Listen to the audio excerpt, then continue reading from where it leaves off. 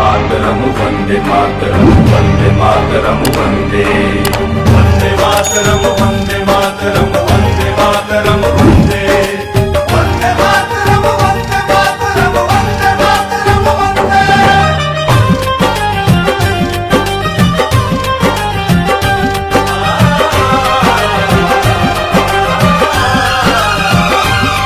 मेरा रंग दे बसंती चोला था भगत सिंह ने बोला, जब भड़का क्रांति का सोला आसन दुश्मन का टोला।